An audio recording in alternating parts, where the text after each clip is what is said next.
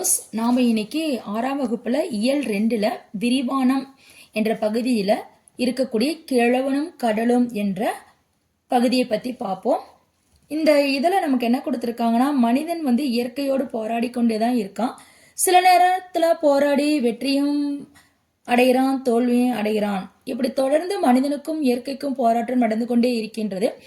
இப்படி ஒரு மீனவருக்கும் வயதான ஒரு மீனவருக்கும் மீன் பிடிப்பதற்கும் இடையே நடக்கக்கூடிய ஒரு போராட்டத்தை தான் இங்க நமக்கு கிழவனும் கடலும் அப்படிங்கிற ஒரு தலைப்புல கொடுத்திருக்காங்க. ஒரு வயதான மீனவர் கடல்ல போய் மீன் பிடிக்கிறத பத்தி தான் இங்க கதையில கொடுத்திருக்காங்க. இந்த கதையில என்ன கொடுத்திருக்காங்க அப்படிங்கறத இங்க நம்ம சுருக்கமா பார்ப்போம். ஃபர்ஸ்ட் இந்த புதினம் கிழவனும் கடலும் அப்படிங்கிறது ஒரு ஆங்கில புதினம், ஆங்கிலத்தில் எழுதப்பட்ட ஒரு புதினம். இந்த நூலோட ஆசிரியர் எர்னஸ்ட் ஹெமிங்வே அப்படின்னு நம்ம சொல்லுவோம். இந்நூல் நோபல் பரிசு பெற்றது. எத்தனாம் வருஷம் அப்படின்னு பார்த்தீங்கன்னா 1954ஆம் ஆண்டு இந்த கிழவனும் கடலும் என்ற ஆங்கில புதினத்திற்கு நோபல் பரிசு கொடுத்தார்கள்.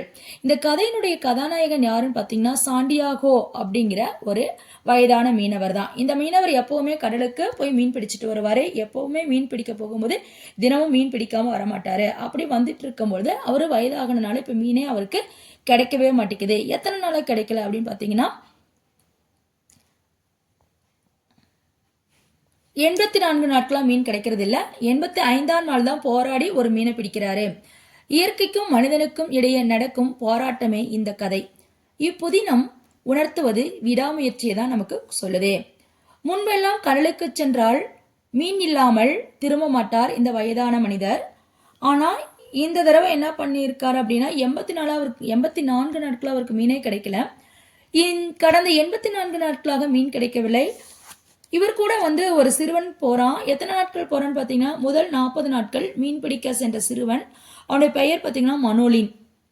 இவருக்கு 85வது நாள் ஒரு மீன் கிடைக்கிறது. அந்த மீன் பயங்கரமா போராடி ஒரு நாள் ஃபுல்லா போராடி நைட்டு ஃபுல்லா போராடி அவர் அந்த மீனை எப்படியாவது நாம் பிடிச்சு ஆகணும் அப்படின்னு சொல்லிட்டு மீன் இழுக்க இவர் இழுக்க ரொம்ப போராட்டத்தோட அந்த வயதான நிலையிலையும் அந்த ஜெயிச்சாகணும், வெற்றி பெற்றே ஆகணும் அப்படிங்கிற அந்த விடாமுயற்சியோட அந்த மீனை பிடிச்சிடுறாரு.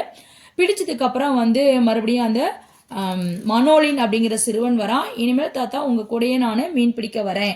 அவன் என்ன செய்யறான், ஒரு ஃபர்ஸ்ட் 40 நாள் மட்டும் அதுக்கப்புறம் அந்த மீன் பிடிக்க அந்த தாத்தாவோட போறது கிடையாது. இவர் ரொம்ப போராடி ஜெயிச்ச உடனே அவன் இனிமேல் உங்க கூட தினந்தோறும் மீன் பிடிக்க வருகிறேன் அப்படின்னு சொல்லிட்டு அவரு சொல்றார், அந்த சிறுவன் சொல்றான். இதுல இருந்து இந்த கதையில இருந்து நமக்கு என்ன தெரியுது அப்படின்னா விடாமுயற்சி வேணும் அப்படிங்கிறத தெரியுது. அதாவது இயற்கைக்கும் மனிதனுக்கும் இடையே நடக்கக்கூடிய போராட்டத்தை தான் இந்த கதையானது அழகாக சித்தரித்துள்ளது. இதற்கு காரணம் திறமையும் விடாமுயற்சியுமே ஆகும். இது ஒரு ஆங்கில புதினம். ஆசிரியர் என்எஸ் ஹெமிங்வே நோபல் பரிசு பெற்றிருக்குது 1954ஆம் ஆண்டு. இதற்கு கதாநாயகன் சாண்டியோகோ என்ற ஒரு வயது முதிர்ந்த மீனவர். இயற்கைக்கும் மனிதனுக்கும் இடையே தான் போராட்டம் நடக்குது. இவர் கடல்ல மீன் பிடிக்கிறதுக்கும் இவருக்கும் ஒரு போராட்டம் நடக்குது. இவர் விடாமுயற்சினால மீனை பிடிச்சாரு. 85 நாட்களா போறாரு. 84 நாட்கள் எதுவுமே கிடைக்கிறதில்ல. 85வது நாள் தான் இந்த மீனை பிடிக்கிறாரு. இவர் கூட அந்த சிறுவனுடைய பெயர் மனோலின். Okay, thank you.